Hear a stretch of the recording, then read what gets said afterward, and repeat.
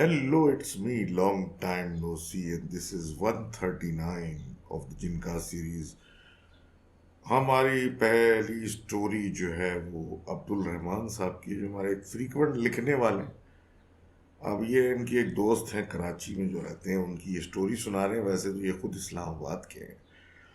और स्टोरी कुछ यूँ है कि ये कहते हैं कि जिनके दोस्त 16-17 साल के, तो ये जिस गली में रहते थे, तो गली के एक कोने पे ग्रोसरी की दुकान थी और दूसरी गली के कोने पे ये रहते थे।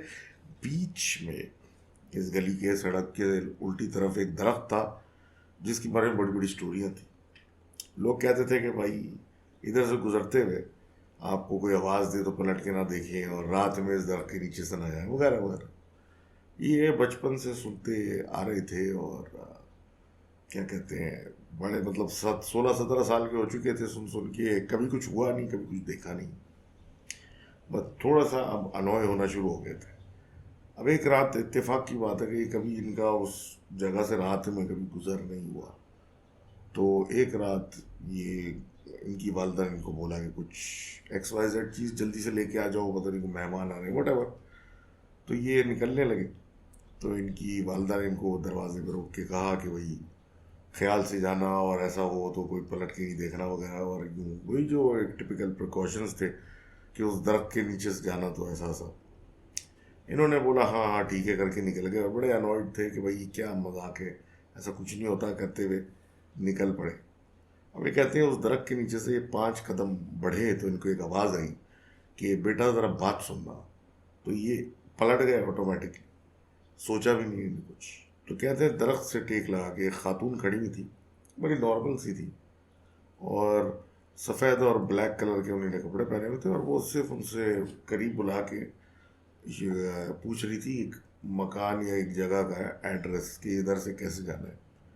इन्होंने अपना वो पूरा उनके पास गए, बताया ऐसे मुड़िए, यहाँ जाइए, वहाँ जाइए। फिर पलट के ये चलने लगे। तो 7-8 कदम बाद फिर इनको आवाज़ दी। लेकिन इस दफ़ा फ़र्क ये था कि उस इनके नाम से उस औरत ने आवाज़ दी, जो कि इनको बड़ा शॉकिंग लगा क्योंकि इसने कभी अपना नाम बताया नहीं था। अब ये जब आवाज़ मतलब सुनी तो ये बग़ैर पलटे चलना शुरू हो गया और चलते रहे। अब ये कह रहे हैं 8-10 कदम के बाद उसकी आवाज़ फिर आई, लेकिन अब थोड़ी डिफरेंट लहजे में आई। तो उन्होंने भागना शुरू कर दिया। अब ये भाग रहे हैं और अब पीछे इनके एक आवाज़ आ रही है जैसे कि कोई इनके पीछे भाग रहा है। और इसी दौरानिए में भागते हुए इन्होंने थोड़ा सा पलट के पीछे देखा तो वाकई वो औरत बड़ी तेज़ी से इनके पीछे आ रही थी। अब ये भागते भागते भागते भागते ग्रोसरी स्टोर तक पहुंच गए। और ग्रोसरी स्टोर तक पहुंचने के बाद ये अंदर घुसे तो पलट के बाहर जब दुकान से देखा तो वहाँ कोई नहीं था।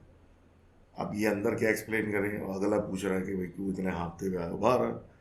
ये जो लेना था इन्होंने वहाँ ख़रीदा और वहाँ इंतज़ार करते रहे जब कोई मोहल्ले के कुछ जानने वाले आए, तो उनके साथ बाइक पे लिफ्ट लेके घर चले गए। उसके बाद से इन्होंने रात में उस दरख्त के नीचे से कभी नहीं गुजरे। अब ये एक और स्टोरी अपनी बताते हैं, थोड़े पहले ज़माने की बात करते हैं। तो ये तो खैर अब्दुल रहमान अपनी बता रहे हैं कि ये एकेडमी से एक दिन रात को आए, मतलब 8 बज रहे उनके साथ साथ। तो इनके वालिदैन जो थे वो इनके भाई को लेके हॉस्पिटल चले गए थे, मतलब कुछ सिलसिला था। अब ये घर आए, इनको पता चला घर पे कोई नहीं हो, तो ये अपना खाना वाना खा रहे थे, बैठ गए टीवी लगा के। आधा एक घंटा गुजरा होगा तो इनको एक अजीब सी आवाज़ें आने लगी अपने पेरेंट्स के कमरे से, जिसके पीछे का दरवाज़ा जो था वो बाहर वरांडे यानी कि बाहर की तरफ खुलता था, जिससे आप घर के बाहर निकल सकते हैं। अब इनको बड़ी परेशानी हुई कि ये जो आवाज़ आ रही है ये कहीं ऐसा तो नहीं कोई घर में घुसा है उस दरवाजे के थ्रू। तो ये अपनी तरफ से छुरी वुरी उठा के किचन से उस दरवाजे की तरफ बढ़ते गए। और आखिरकार दरवाज़ा खोल के अंदर जब झांका तो उन्होंने देखा कि कमरे के अंदर लोग भरे हुए हैं और सबके मुंह पे जो है खून जमा हुआ है। ये मंजर देख के तो ये तो चीख मार के वहीं गिर गए। और फिर इनकी जबान खुली तो इनके घर वाले इनके एतराफ़ में थे और यही बात कर रहे थे ये क्या कर रहे थे, क्या हो रहा था। जब ये सारी चीज़ें इन्होंने एक्सप्लेन की तो घर वालों ने तो खैर अब्बा ने तो नहीं मानी, क्योंकि घर बंद था हर तरफ से, एंट्री की कोई मतलब घर में फोर्स्ड एंट्री की कोई जगह नहीं थी, और ये वहाँ कमरे के बाहर। लेकिन इनकी वालदा ने ये बात सुनी और कुछ रियलाइज़ किया और बोला कि नहीं, किसी मौलवी से बात करनी चाहिए। अपेरेंटली इनकी वालदा ने भी किसी चीज़ को घर में आगे पीछे जाते हुए देखा था। किसी मौलवी साहब को बुलाया गया और वो बकौल इनके 5 घंटे इस मकान में डिफरेंट जगहों पे देखते रहे, बैठते रहे, करते रहे। अब ये कहते हैं कि अपेरेंटली उन साहब ने बोला कि जो घर पे ये रहते हैं, जो उसके ओनर हैं या जो भी इधर पहले रहते थे, वो कुछ अजीब अमल करते थे जिसकी ये साइड इफ़ेक्ट्स हैं और अजीब हरकतें जो हो रही हैं, ये उसका नतीजा है। और इसका कोई हल नहीं है, अनलेस कि आपका ये घर होता तो हम कुछ करते। तो इन्होंने फिर 5-10 दिन के अंदर वो घर जो था वो छोड़ा, दूसरी जगह चले गए, और वो घर आज भी मौजूद है। तो thank you very much for sharing the stories.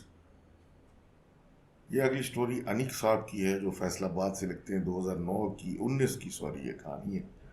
16, ये भी 16-17 साल के एज ग्रुप के हैं, और ये कहते हैं कि बेसिकली एक तारिकाबाद नाम की जगह है फैसलाबाद में, वहाँ की ये रहायशी हैं। वहाँ पे एक बेसिकली एक रोड है उसके करीब में, जहाँ की एक तरफ एक सोसाइटी बन रही थी इस ज़माने में, तो उसकी वजह से लाइट्स वगैरह थी, और उसके बराबर में किसी एक बड़े ज़मींदार का कोई घर या एरिया था।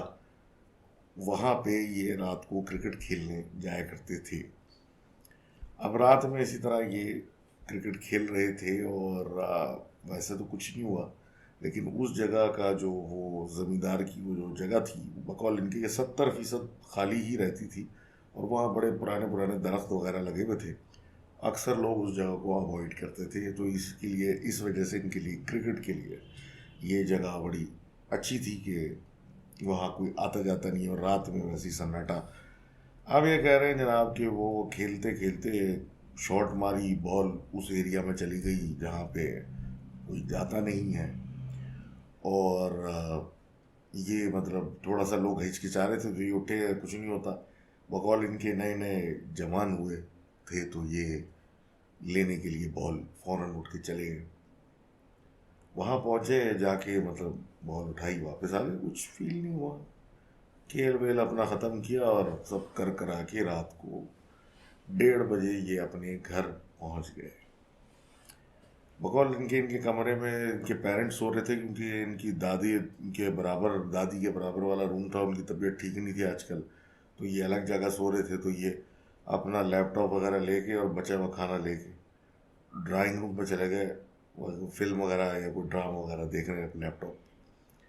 कहते आज तक कभी ऐसी फीलिंग नहीं आई, लेकिन क्या कहते हैं, आज जिस रात की ये बात, इनको फील हो रहा था जैसे इनको कोई देखे जा रहा है। तो रात को ये पहली दफ़ा ऐसा फील कर रहे थे कि इनके वो कोई देख रहा है, और दरवाजे की चौखट से खड़ा हुआ इनको देख रहा है।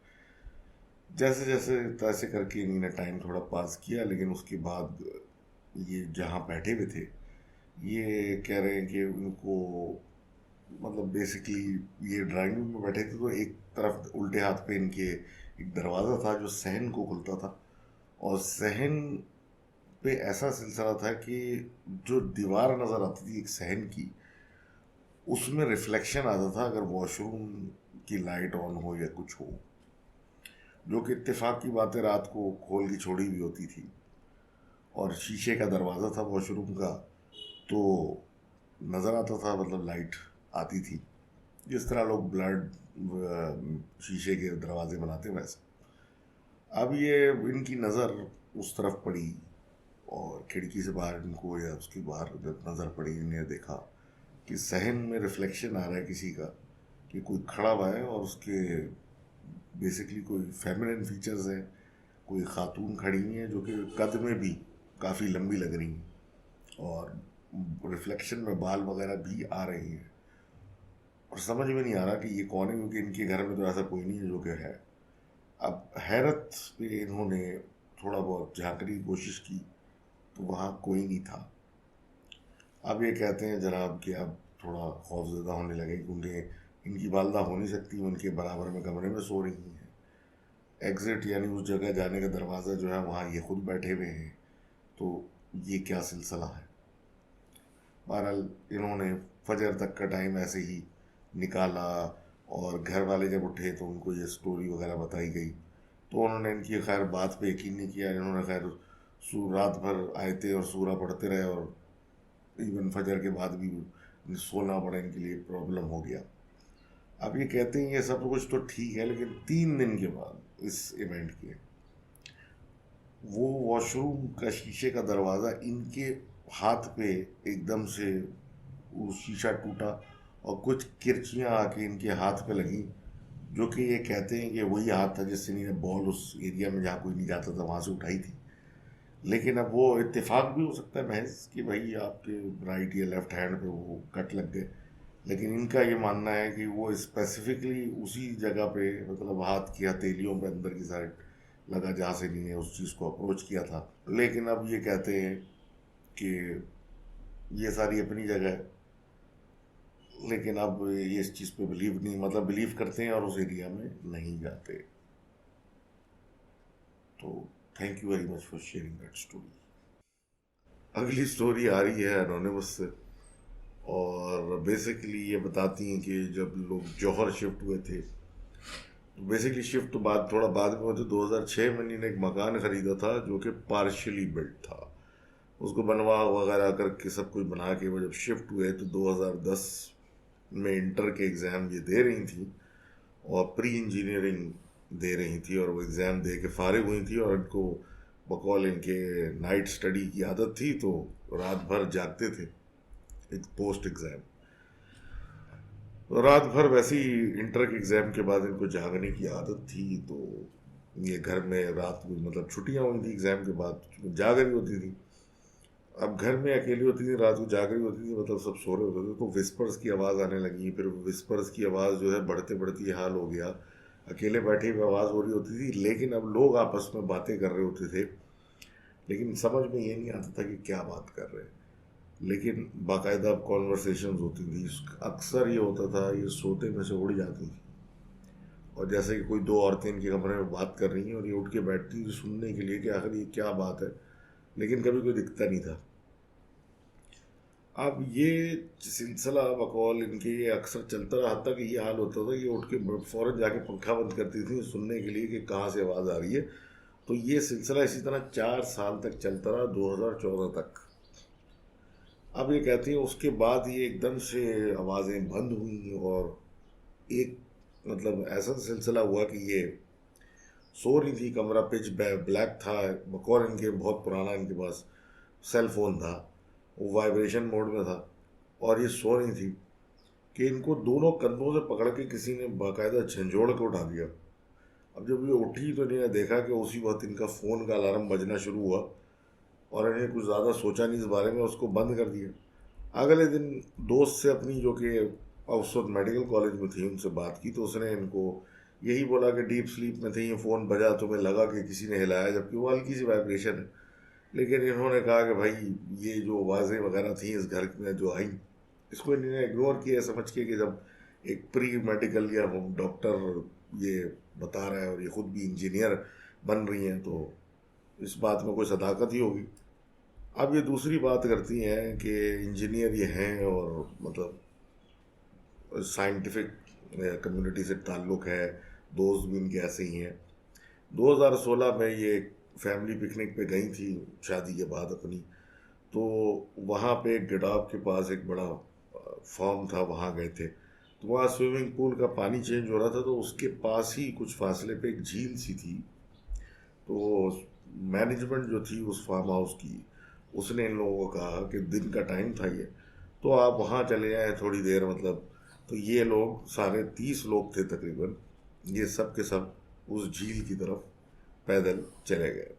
अब वहाँ जाके ये कहती हैं कि भाई इनके हस्बैंड जो थे उनको एकदम से पता नहीं क्या हुआ, उनको वॉशरूम जाना पड़ गया, तो करीब में कुछ बने हुए थे, तो ये वहाँ चले गए। बाकी लोग जो थे वहाँ आराम से बैठ के घास पे बातें बातें कर रहे थे पानी के पास, कि वो वापस आए। वापस आते ही वो इनके करीब आके गिर गए, और बोल रहे हैं कि मेरे कंधों पे बहुत वज़न है, बहुत ज़्यादा मतलब बोझ है, चला हिला नहीं जा रहा।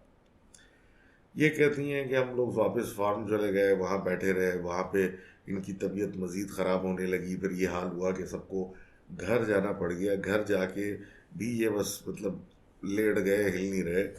और अजीब हालत हुई हुई है कि इनकी वालदा यानी उनकी मदर इन लॉ को ये खबर मालूम हुई, तो उन्होंने इनसे बातचीत की। तो उन्होंने बताया कि भाई मैं वॉशरूम जब किया था तो वहाँ पर उस बाथरूम की छत पे बेइंतहा छिपकलियाँ थी और दीवारों पे भी बेइंतहा थी। ये सुन के उनको कुछ हुआ, मतलब एहसास हुआ कि कुछ टेढ़ा मसला लग रहा है। तो उन्होंने एक जानने वाले को बुलाया जो कि इनके एक फैमिली फ्रेंड है जो स्पिरिचुअल हीलिंग करते हैं। उन्होंने आके इनको थोड़ी इंक्वायरी की और इनके ऊपर कुछ दम वगैरह किया। तो फिर जाके इनके ऊपर वो बोझ जो कंधों पे था वो उतरा और जाके ये रिलैक्स हुए। तो फिर जाके ये पूरा इनके ऊपर जो भी चीज़ थी जो अटैच हुई थी वो गई। तो thank you very much for sharing that story. And हाँ, तो छोटे मोटे इंसिडेंट होते हैं, वही बात है कि हम लोग भूल जाते हैं, इग्नोर कर देते हैं। कुछ लोग याद रखते हैं तो फिर वही you put the dots together और फिर समझ में आता है कि कुछ अजीब सी बात थी। Thank you very much for sending this in. अगली स्टोरी आ रही है जैन की फ्रॉम लाहौर। ये कहते हैं कि ये बहरिया टाउन जब शिफ्ट हुए, और महीना भी नहीं हुआ इनको अभी शिफ्ट हुए हुए, तो जो सेकंड नाइट थी उसी नाइट इनके साथ कुछ इवेंट हुआ। अब स्टोरी ये है कि ये अपर फ्लोर पे अपने मकान में इनका कमरा था और बाकी पेरेंट्स का बेडरूम नीचे था, भाई का बेडरूम नीचे था। तो ये जो फर्स्ट फ्लोर था उस पे इनका कमरा था और एक एम्प्टी रूम जो कि गेस्ट रूम था, और इनके रूम के साथ में टेरेस थी। इनका जो बेड है उसके बिल्कुल बराबर में खिड़की है जो कि टेरेस को ओवरलुक करती है। अब वो ये अपने भाई के कमरे से कोई रात को 2 बजे निकले और ऊपर अपने बेडरूम में आए और वहाँ लेटे, और जैसे ही इनकी करवट हुई और शक्ल इनकी खिड़की की तरफ जब पड़ी, तो उस वक्त कोई खातून बुर्के में खड़ी हुई अंदर इनको देख रही थी। अब ये मतलब जाहिर सी बात है डर गए, और ये सारा कुछ क्योंकि नया घर, सब कुछ नया। और जैसे ही उठे, लाइटें वाइटें ऑन करके देखी तो वहाँ कोई भी नहीं था। बहरहाल एक इंसिडेंट तो हुआ, लेकिन उसको जहन से निकालने की कोशिश करके रात तो गुजार ली, लेकिन ये हुआ और इनको कंफर्म था कि कोई था वहाँ बुरके में। बहरहाल एक आध दिन और गुजरा। अगले दिन की बात कि ये अपने भाई के साथ शाम को घर वापस आ रहे थे। ड्राइववे में गाड़ी लगा रहे थे और ड्राइववे में जो विंडो थी वो डाइनिंग रूम में खुलती थी, या दिखता डाइनिंग रूम दिखता था वहाँ से। ये और इनके भाई गाड़ी लगा रहे थे तो बाकायदा एक औरत खड़ी हुई थी डाइनिंग रूम के अंदर, जिसने उसी तरह का चादर सी एक ओढ़ी हुई थी, एक मतलब कवर्ड लिबास था उसका। ये दोनों हैरत से अंदर गए कि ये कौन है, और जैसे ही एंटर हुए तो डाइनिंग रूम में कोई नहीं था। आप ये कहते हैं मैक्सिमम 3 दिन भी नहीं हुए हैं इस घर में, और इनको अब अजीब सी आवाज़ें, बातें, विस्पर्स की आवाज़ें आ रही थी। और एक दिन रात को 9 बजे ये अपने कमरे की तरफ जब सीढ़ी चढ़ने लगे तो ऊपर अंधेरा था फ्लोर पे।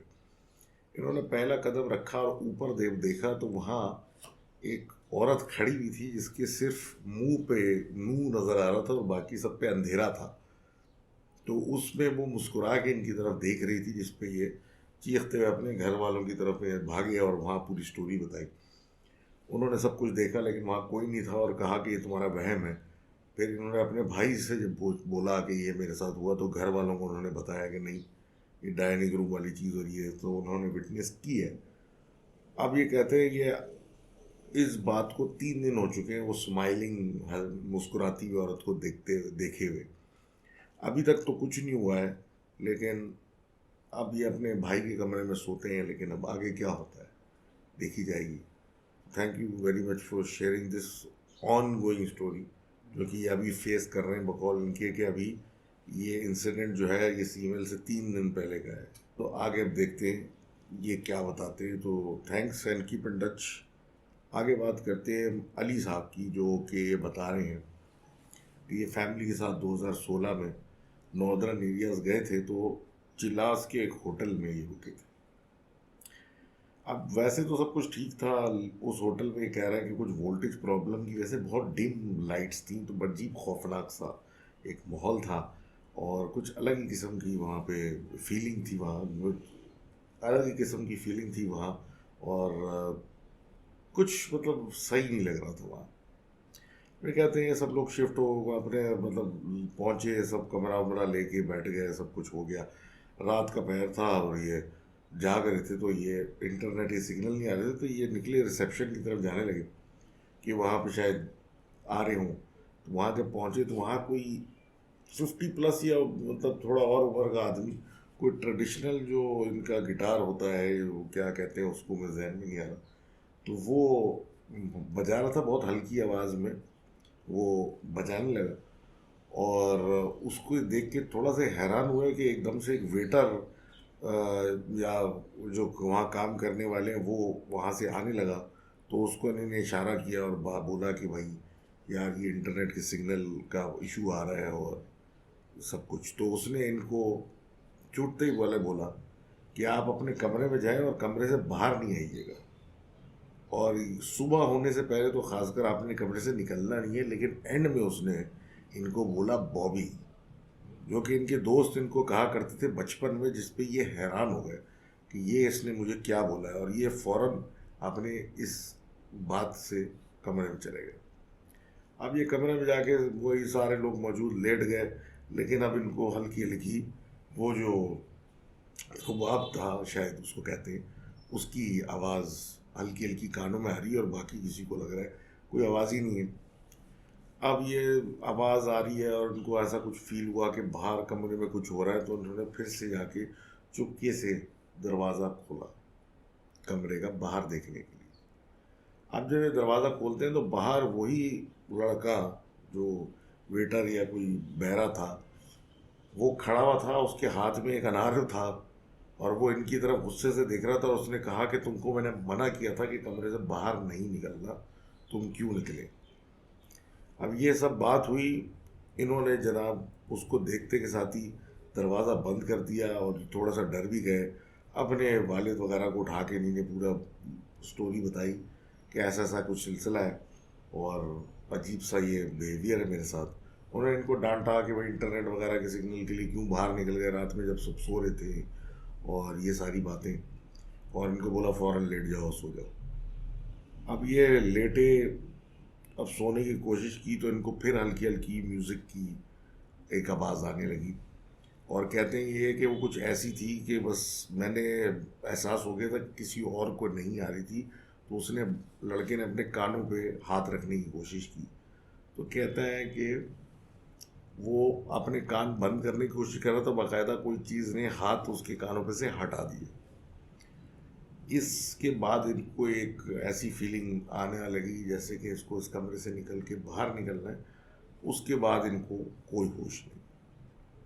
घर वाले ये बताते हैं कि ये कमरे से निकले, सीधे भागते हुए बाहर निकले होटल से बाहर। होटल की अहाते में एक अनार का दरख्त था, जिस पे जाके इसने अपना सर मारना शुरू कर दिया। घर वाले आ गए, होटल वाले आ गए, इनको पकड़ के बड़ी मुश्किल से मतलब हटाया वहाँ से और दबाया, तो ये थोड़े वो बेहोश हो गए। और जब होश में आए तो पूरी स्टोरी बताई इन्होंने कि भाई मैं बाहर निकला था और ऐसे गिटार ये वो सब कुछ। तो इनके घर वालों ने होटल वालों से फिर थोड़ा मतलब बोलना शुरू किया ये क्या हो रहा है, या क्या मजाक है। तो सारे वो लड़के जो काम करते थे होटल में उनको सामने ले आया गया कि भाई ये इनमें से कोई लड़का नहीं है। तो वो जिसको देख की जिसकी ये बात कर रहे हैं उनमें से तो कोई भी नहीं है। ये सब बात होते होते इनके अब्बा ने काफ़ी स्ट्रेस किया ओनर को कि ये क्या हो रहा है।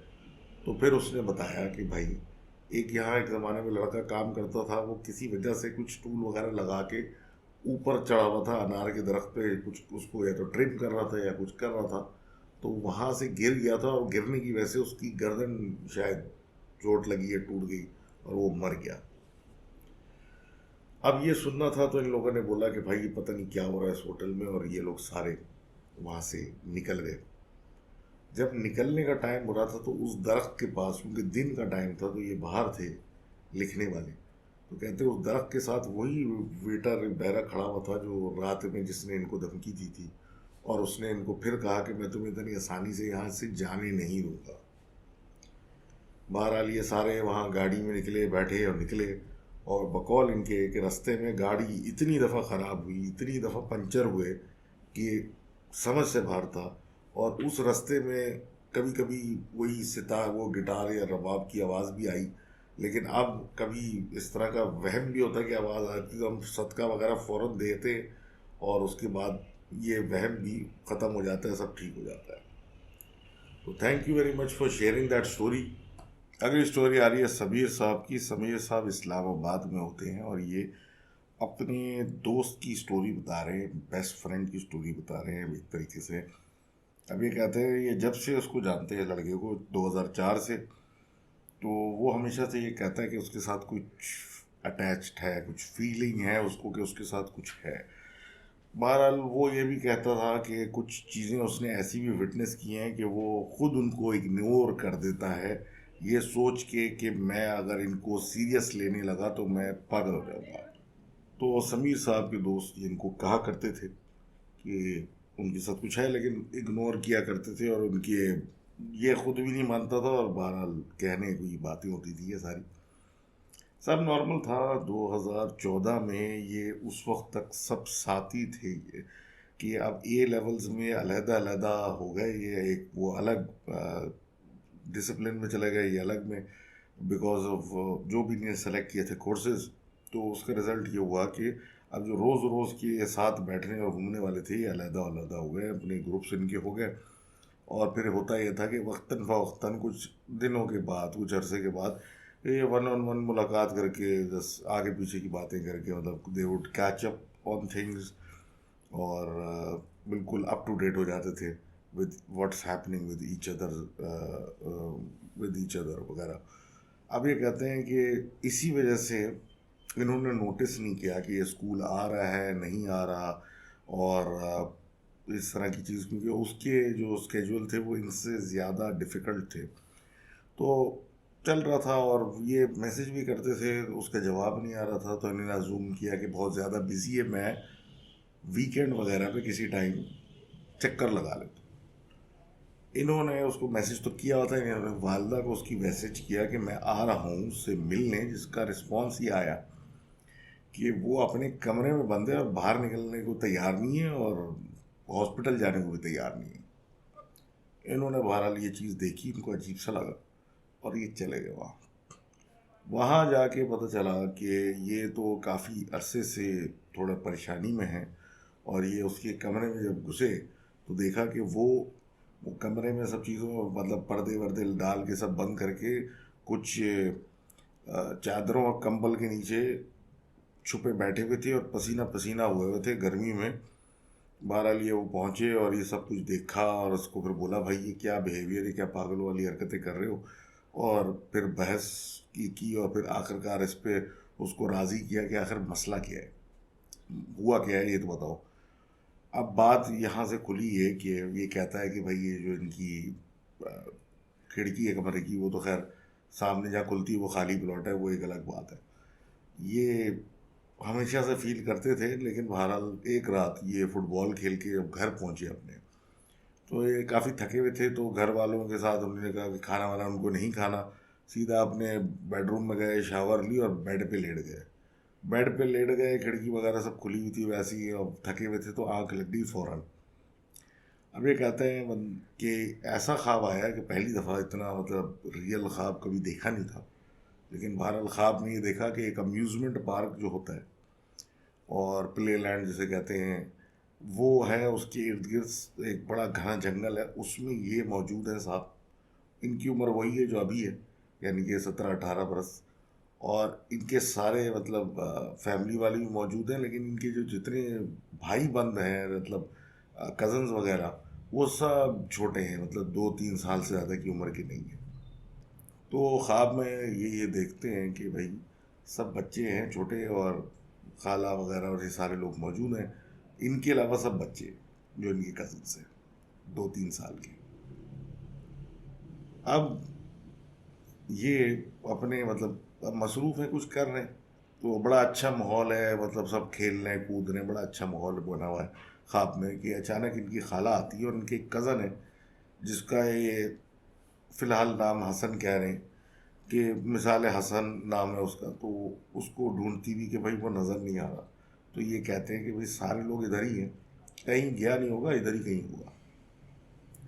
थोड़ी देर के बाद वो वापस घबराई भी आती हैं कि सब जगह चेक कर लिया है, वो लड़का यहाँ मौजूद नहीं है।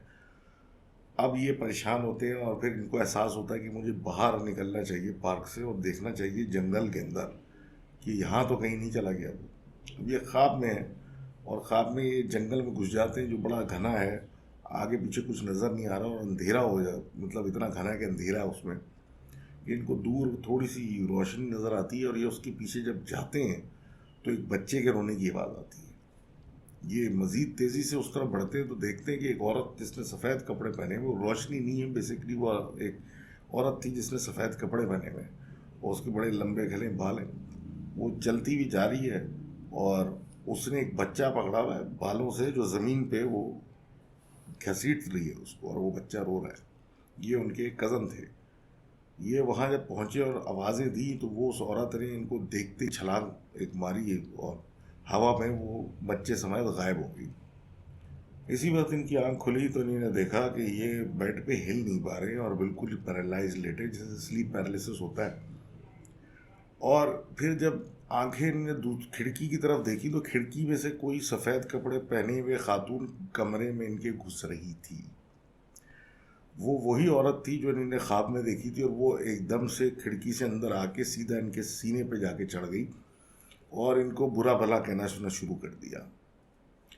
उसने इनको कई बातें सुनाई लेकिन असल मेन चीज़ उसमें यही थी कि तुम यहाँ से चले जाओ, ये जगह छोड़ दो, ये जगह मेरी है, और इस तरह की बातें कर करा के वो सुनाती रही। वैसे तो नाइट टेरर्स या नाइट स्लीप पैरालिसिस में क्या होता है कि एक 15 मिनट 20 मिनट मतलब मैक्सिमम में बंदा ठीक हो जाता है, हाथ पैर चलने लगते हैं, मूवमेंट वापस आ जाती है। लेकिन ये जो स्लीप पैरालिसिस का अटैक हुआ था, जो कि उस वक्त होता था, जो कि जब भी इस कमरे में ये सोते थे जहाँ खिड़की खुली हुई होती थी, तो वो ये देखते थे कि वो औरत अंदर आती थी और इनके ऊपर चढ़ जाती थी, सीने पर खड़े हो जाती थी या बैठ जाती थी और इनको बातें सुनाती थी और गालियाँ देती थी कि यहाँ से जाओ। तो कई घंटों तक, अब जो पहला इंसिडेंट जिसकी ये बात हो रही है 4 घंटे चला था, जब तक अजान की आवाज़ नहीं आई वो इनके ऊपर इसी तरह चढ़ी रही और बातें सुनाती रही। ये जब होश में आए तो होश में आते के साथ ही इन्हें उल्टी कर दी और उल्टी के बाद 1 महीने ऑन एंड ऑफ बुखार में मुब्तला रहे। ये सारी स्टोरी जब खुली तो इनके घर वालों को ऑब्वियसली यकीन नहीं आ रहा, लेकिन फिर ये बात कि भाई जब खिड़की मतलब खुली हुई हो, जिस कमरे में लेटे, तो फिर वो रात में नाइट टेरर या पैरालिसिस होना ज़रूरी होता था। बहरहाल रिलीजियस लोगों से कुछ बातचीत हुई, सब कुछ हुआ और ये चीज़ फिर फैसला हुआ कि ये बार बार एक ही चीज़ बोलती है कि इस जगह को छोड़ दो, तो इस जगह को इन लोगों ने छोड़ दिया। कहते हैं वैसे तो अब ठीक हो गया सब कुछ, लेकिन अभी भी कभी ना कभी एक ख्वाब ज़रूर आता है जिसमें वो फिर औरत आती है और ये ज़रूर कहती है कि she is not going anywhere as पर जो ये कह रहे हैं, और इशारतन कहती है कि तुम कुछ भी कर लो, मैंने कहीं नहीं जाना। तो thank you very much for the story and this was episode 139। उम्मीद है आपसे 140 पे जल्द मुलाकात होती है, और please do leave your suggestions for COC के नेक्स्ट क्रीचर उस पर क्या करना चाहिए इन द कमेंट्स। अल्लाह हाफिज़।